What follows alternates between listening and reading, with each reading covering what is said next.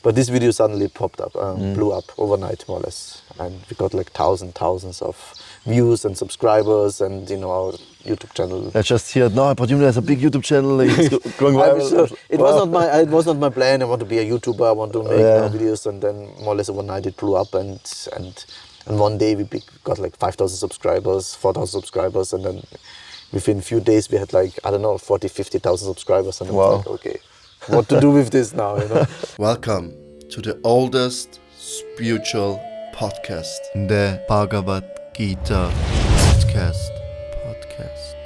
Welcome to our Bhagavad Gita podcast. Today I have a special friend here, Pradyumna, originally from Austria. And Same as you? Same as me, yeah. He's from Vienna, I'm from Linz, right? Vienna? Yeah, outside Vienna. Outside Vienna. And his journey is very interesting. Then he became a monk in Vienna. Long time ago, 20 years, something like that. Yeah. Later on, he moved to Germany, lived in Leipzig. He started a big business, Govinda restaurant, in catering. And small business. Small, but now he's doing some nice. It felt big. It was small, but it felt very big. But people always tell me, no, he's the best. And yeah, it sounds great. Now I moved to Mayapur, and Mayapur is a very special place in India, in West Bengal, where the devotees of the Lord go to really deepen their spiritual practices, to follow the old tradition of Gaudiya Vaishnavism. And Pradyumna decided to go there and live with his family, with 2 children and his wife. Yeah, I'm excited today. Please share with us maybe your journey, how you came in touch with the Bhagavad Gita and what inspired you the most, and how you decided to become a monk. It's not like a day-to-day thing that we become a monk. So maybe we can start there. How it all started? Yeah. Oh, that's way back. I was in my early 20s, and I just finished my education, and I was kind of, okay, where I go next in my life. And before that, with my good friend, Ananda Krishna, we kind of were good friends. We grew up in the same town, so we already were on our spiritual paths, and around this time I felt like a little bit lost. I didn't know what to do, where to go, what to do, and we came in contact with the Hare Krishnas. Visited some Sunday feasts, and I wanted to go out, travel. My plan was to go to Australia to do some backpacking. Oh, nice. This was my original plan. Yeah. But then the Krishnas in the Sunday feast, they heard me talking about going on backpacking in Australia, and then said, maybe you'd like to come with us to India. And I said, India? Okay, well, India sounds also spiritual, so let's maybe go to India with you guys. So I didn't know the Krishnas very much at this time. Mm-hmm. And 2 months later, I was on a plane to India with the Hare Krishnas. Oh, wow. And we went to Vrindavan, Mayapur, Jagannath Puri, these 3 places. Mm. And more or less I started chanting my first round Hare Krishna in Vrindavan, actually. In India. Huh? They dressed me up in dhoti, they gave me a bead bag, now chant Hare Krishna. And this was my turning point of, being with the devotees in India for 1 month. Completely changed my life, imagine, of course. Yeah. It completely turned my head all around, and I had many discussions and talks, and why and what and this and that, and the philosophy, and it slowly made more and more sense to me. It was I felt always that Krishna kind of kicked me in the cold water with the plunged me in the cold water. It was not like a slowly gradual process for me. It was like just boom. Okay, warm cold water. I still have this picture in mind. We were going on bathing in the Yamuna in Vrindavan with all the devotees. We went inside, and I don't know. I came out of the Yamuna and I felt something special. And then I remember one devotee, actually Sapucha, came up to me and he looked at me deep in the eyes and said, "So Peter," was my name, "Peter, your material life is finished." I was like, what does this mean? Material life is finished. So this was my starting point. Come in contact with the Krishnas, with the Hare Krishna movement, and I came back, and I saw all my old friends and all my old life in front of me, and I was thinking, I cannot go back. I cannot go back to my old life. And at this point, I decided to go 3 months. They offered like a Bhakta program in the temple. I said, for 3 months, I go to the temple for 3 months. I make the Bhakta program, and then study and go deeper. And then I do something else in my life, whatever. I commit 3 months, and then out of 3 months became 4 or 5 years. Staying in the temple as a monk, monk lifestyle, I would say. I never saw myself full as a monk. Yeah. I was just, okay, I stayed in a temple, in the ashram, and had this kind of lifestyle for many years. And yeah. Sometimes the term monk is like, what does it mean, monk? It's. We live simple, you live in the temple. You could say I was a monk. I lived like a monk. I lived like a monk, externally I looked like a monk also, but internally I always felt like it's just, temporary for me. I knew it's not my life, forever. I always kind of felt it's not my lifestyle, to live in an ashram, and yeah, of course I meditated about, okay, I want to have a family in one point in my life, and this was strong meditation always. So yeah, but then I was in Vienna, then we closed the center. I moved to Heidelberg. First time I started cooking there. They had a restaurant. I started cooking in Heidelberg with the devotees. And yeah, after 1 year of this, I moved to, actually I went on traveling with my spiritual master, with Kanamakanna Swami. I went for almost 1 year. Oh yeah, you were serving him, yeah. I served him. South Africa, I heard stories.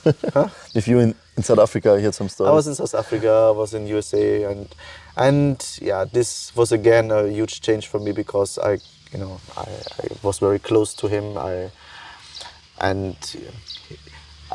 His perspective of life, and we had many talks, and because I was also a little bit in a crisis, because my first spiritual master, he resigned, and I was kind of left, without anything. My first spiritual master resigned, and he was not my spiritual master anymore, not my mentor, so I took shelter with Kanamakanna Swami.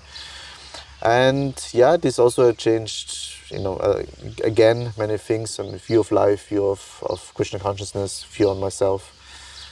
Being with him for almost 1 year, and yeah, gradually I moved out from this, and yeah, I moved to Leipzig, Germany, got to know my wife, opened a business, catering business, prasadam business. We got married, got 2 children, and lived happily ever after.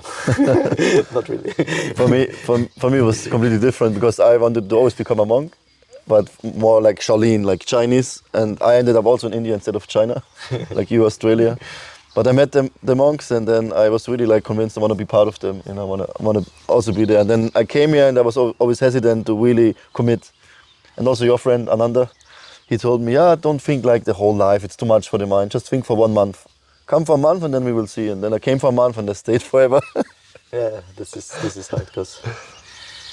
Yeah. So then you moved to Germany and you did your catering, and at one point you decided, I didn't mention it yet, but he has a very big YouTube channel where he explains his life in Mayapur. It's a very nice channel to really go deep into how to live in India, especially a spiritual life, but we will go there later. So how did it came about that you decided to move out of the country, to move to Mayapur, to move to India? It's a big step. Yeah, I mean, first of all, like in Germany, in Leipzig, I started a restaurant. I was always cooking, and I did a lot of cooking also. So I started a restaurant. But you were cooking before, or only before in a temple? Cooked for Sunday feast. But you learned as a monk. You learned to cook. I learned as a monk to cook just for and then I ended up cooking every Sunday feast in Vienna already, and then later in Germany also I cooked Sunday feast and big gatherings, and also here in the farm, on the Simha farm, I cooked for big festivals always. So naturally, I went towards prasadam and vegetarian food, and anyways, but I got caught up a lot. I opened a restaurant, we delivered to kindergartens, and we had delivery service in Leipzig, and it was very, very intense for me. So it started slow, but after then 2 years I was working like 12, 14 hours every day. It was very intense, very hard, and my plan was, okay, let's set it up everything nicely, and then have some people working for me. And did it work? I did not work out. So I was working for everyone else, and everyone was making good money. I didn't make a lot of money with this business. So anyways, and because we did a lot of catering, so in the winter months was always not so much to do. So we went like 2-3 times as a family to India. For some months. For some weeks, we were almost 3 months. We went there to Mayapur. And slowly, myself and my wife, and we were thinking, okay, it would be actually very nice to spend more time in Mayapur, maybe 6 months and 6 months in Germany. So I kind of winded up my business in that way. I sold most of the part of the business where I had my restaurant. We turned it into a Hare Krishna temple now. Now the Leipziger temple is inside my old business place. And I just kept some parts of the business that I come in the summer here and work, and can we stay in the rest of the year in Mayapur. After staying, One thing I never told you, but you kind of saved me. Maybe you can remember, but I think I cooked here at the temple, and because also I turned out to become a cook, and people like my cooking, and they always push me. Till now, they ask me, why don't you open a restaurant in Passo? Why don't you start a catering business? And I always remember what Jumna told me, don't do it. He said, okay, you make money, but it's so much work and it consumes you. And I really have this took to my heart. This one advice, I didn't do it. Because I could see it's so much effort, so much work, the whole time, your mind. Now you have this big festival coming up. Months before already you have to meditate and all the finances and to plan everything nicely because the people expect something. So I'm grateful. I mean, I think, now I would have made it differently, I guess, so I didn't do it in a very smart way, I would say. I was just like, I had no idea about anything. I just started something and then, it turns out to not be. But I know, I'm not regretting anything. It's just part of your life. So I think still it's a nice idea to have a restaurant, to have a catering, and especially with our philosophy and prasad and everything comes in. So it's a nice idea. But I'm happy to save your life from. Because I have a different nature. I like to cook and it's good and people like it, but I have different inclinations and otherwise I would not sit here probably and record the video now. Anyways, and I mean, especially at this time I saw, because I lived as a monk before, I was engaged, we wake up, very early, you do a lot of meditation, chanting, you hear Bhagavatam every day, and you're very merged into, a lot of spirituality in this time. And which was very good and which I also needed, I think, for myself at this time of period. But then later I saw I got married, had 2 kids, had a business, everything, and more and more was, swinging away. My meditation was I want to meditate on the way to the work. I had to drive every day 2 hours, 1 hour there back, and this was my meditation time. I try to chant on the way, and so I felt like my spiritual life is like melting away. And I'm just grinding, and then I barely saw my kids also and my family, and I was thinking, at one point I had to make a cut. So I said, I want to stop everything. I sold most of my stuff, and let's say, let's move to India. Let's try it out. That was my thinking, and now I can say it was the best decision I made in my life. It's now we are 8 years in India. So 8 years on it, So I'm very happy to make this decision for myself, for my family, especially for my children also. And it was also one of my main decisions. My son, he was 5 years at this time, and we had to put him in school and everything, so the whole system started, and we had to make a decision. Do we want to bring him up here in Germany, give him in German school and stuff? So we decided maybe it's a better upbringing for our kids in Mayapur. So this of course was a major decision also, and we came there. We stayed there for 6 months to make the final decision. We stayed there with the children 6 months, and then we came back and said, that's it. And then we fully winded up, everything was possible, and went to India, yes. I remember the time when you were deciding to move to India, and my heart was always in Mayapur, and I always have the desire still now, I want to go there at one point. I know you're a Mayapuri at heart, you know that? You always tell me, why not come.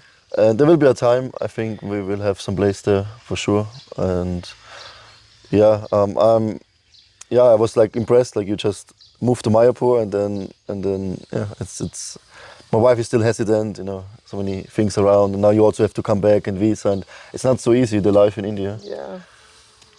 I mean, life in general there's always something. It's true. I mean, right now for us, I think it's the lifestyle itself, it's good for us, it's nice. And you settled? We are settled there. The kids really like it there also. They have their friends there, they have the schooling now there. I have now my new business mission project running in Mayapur in India also, and I feel very much at home now in Mayapur. We all do, and I like the place, I like the people, I like the environment. I don't like the heat in the summer, but Yeah. there's always something, you know. I don't like the winter, the cold in the I winter. don't like it here in the winter, so Yeah. I don't like the summers there. So It's the material world. It's the And material world. just for the record, Mayapur is like a big spiritual city where they build now, or already built, the biggest temple with the biggest, how I say, dome in the world.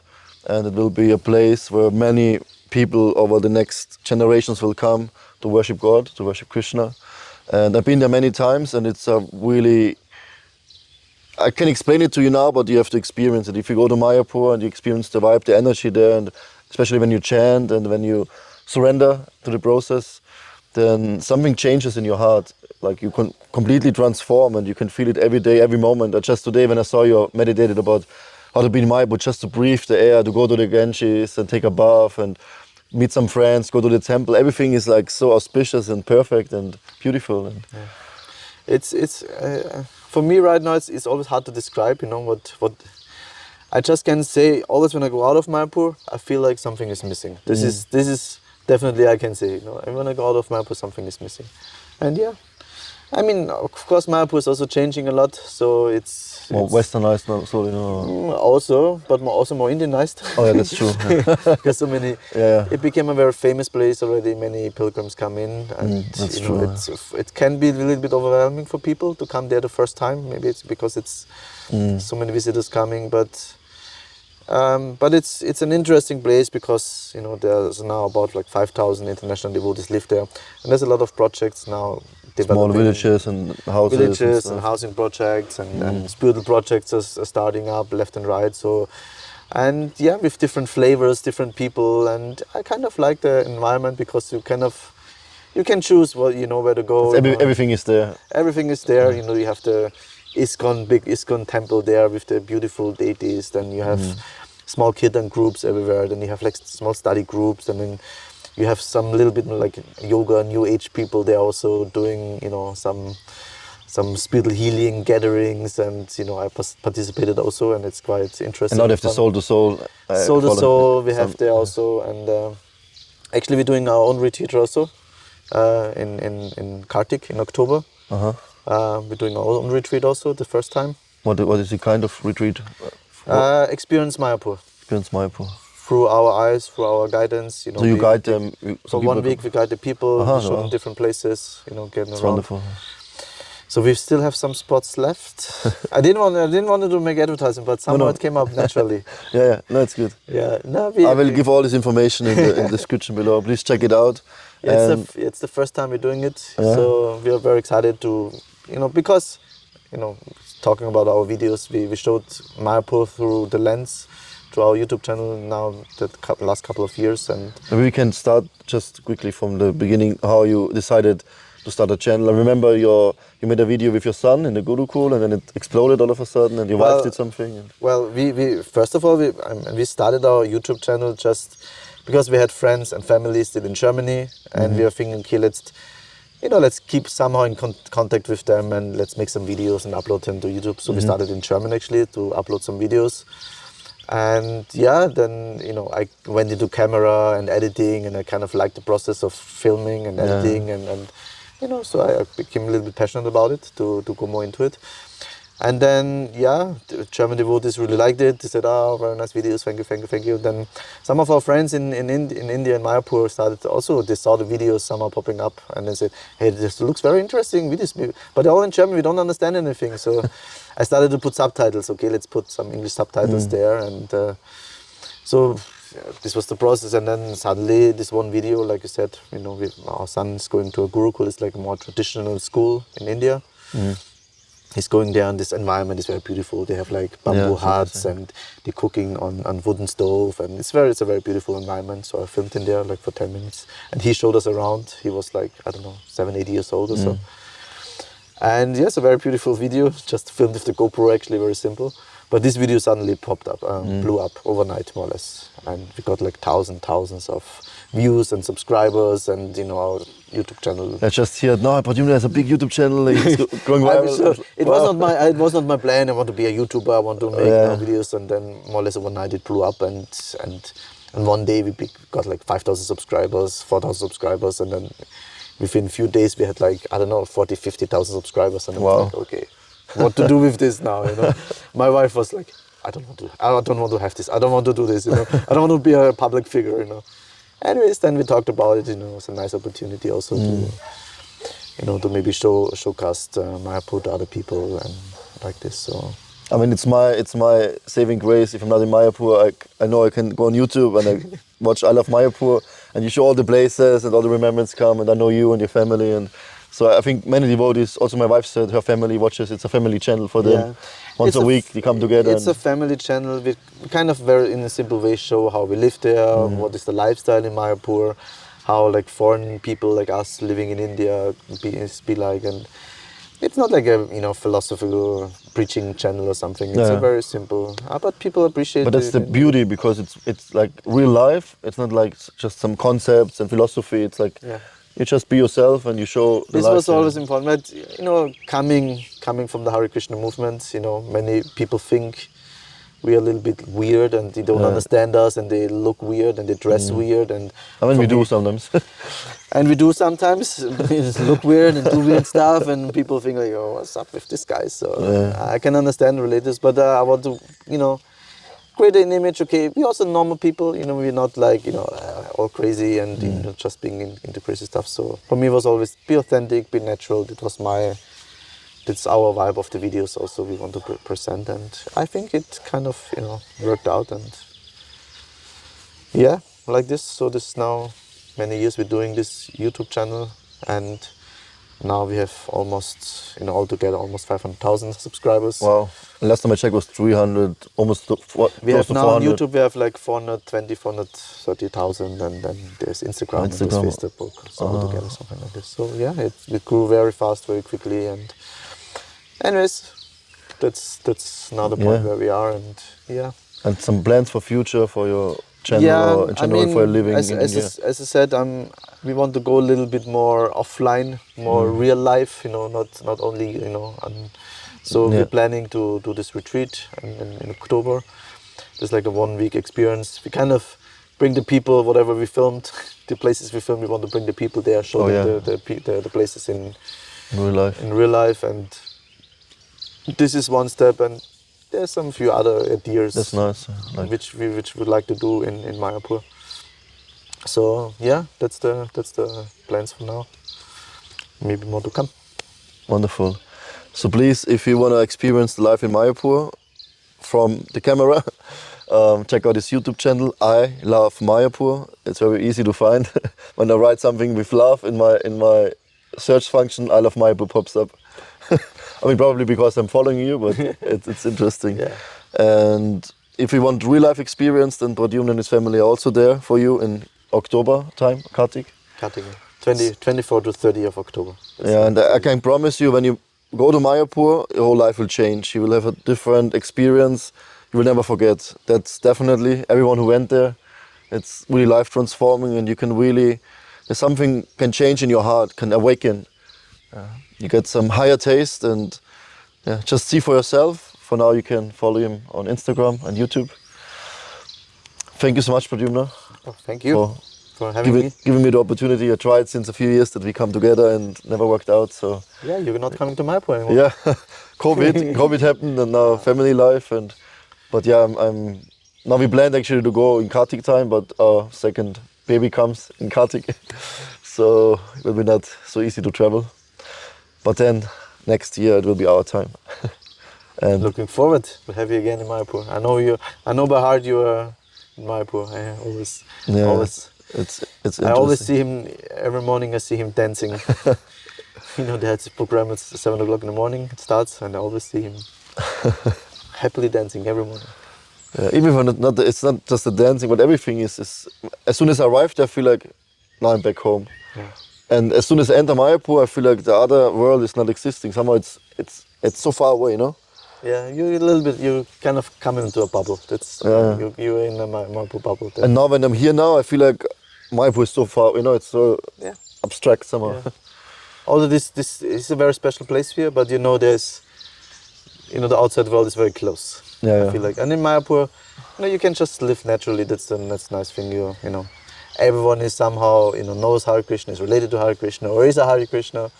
Even whoever brings the vegetables, he's a devotee and says Hare Krishna and brings flowers. And if the electrician or the plumber is coming, he's a devotee. So everything is devotee. Everything is connected. And you don't have to, because here you sometimes live a double life. You dress like this in a temple, then you dress like this when you go outside, and it's different. There it's just be yourself. Everyone is themselves, and and there are like very many like-minded spiritual people who have like a spiritual mindset. Okay, we want to live a different life, and spiritual life is far more important. And all these people come together and share this mindset, which I like very much in Mayapur. Nice. I have one more question though. I ask all my guests, just because it's a Bhagavad Gita podcast. Also, what is your one verse, what changed your life, what inspires you, and what maybe one message you can give to the viewers here, the listeners, if something comes up spontaneously, whatever? Yeah, it's actually one of the first verses I learned in my Bhakti program. I learned it, also the Sanskrit, Tatvidi Panipatina, Pariprashnena Sevaya, Ubodikyanti Gyanina Darshana. So I learned this verse, you can wake me up in the middle of the night, I can render this verse, because it's a very essential verse, yeah. It's a very essential verse. It's about, that you actually approach a spiritual master, you approach someone who actually seen the truth, who knows the truth, and you approach him, you serve him, you inquire from him, you ask him questions, and he actually, if this person is pleased with you and he sees like he's sincere and honest, and he will truth, he will reveal knowledge to you. And I think this principle that you understand these principles, I think is very essential for a spiritual life. That it's difficult to do everything on your own. That you think like, okay, I can do it. I don't need anyone. I can. You can study on your own. You can look for your own truths and everything. But there's so many people out there who's been much further than you, who have seen the truth, who have knowledge. Why not approach them? Why not take advantage of this? Take advantage from this kind of people, but in a proper mood. And this verse gives a lot of proper mood. It's not just you come here and say, okay, tell me the truth. What's the truth? Okay, you know the truth, so tell me. It doesn't work like this. It's like a process. You ask submissively, and you ask him, okay, please tell me how is it, and this and that. How's your experience, and this and that. So I really like this verse. I think it implemented very much in my life, and I experience it also in my life, approaching this kind of people, that it helps me a lot and brings me further into my spiritual life. And yeah, so I think it's a very essential verse in Bhagavad Gita for me, and I think just in general, yeah, like this. I like it was the verse, but also it was an